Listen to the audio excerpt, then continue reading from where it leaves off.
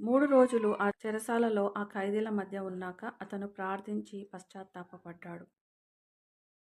దేవా! నేనెంతో తెలివిలేని తప్పు చేశాను. నీకు విధేయత చూపకుండా నీ నుంచి పారిపోయాను. నా జీవితాన్ని పూర్తిగా నీకు సమర్పిస్తున్నాను. నేను నా జీవితంలో నీ చిత్తం చేయాలి. దేవుడు వచ్చి థామస్‌ని క్షమించాడు. థామస్, ఇక్కడ అనేక ఖైదీలు ఎంతో వేదన పొందుతున్నారు. నా ఆత్మ నీకు శక్తిని ఇస్తుంది. దయ్యాలను వెళ్ళగొట్టు, వాక్యం ప్రకటించు, రోగులను స్వస్థపరచు. లేచి వారికి నా నామమున వాక్యం చెప్పు.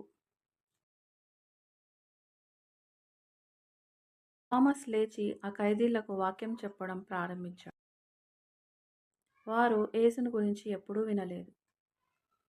స్నేహితులారా వినండి. దేవుడు మీకు అద్భుతమైన సువార్త చెప్పడానికి నన్ను పంపాడు. మన పాపముల కొరకు అతన్ని శిలువపైన చంపారు.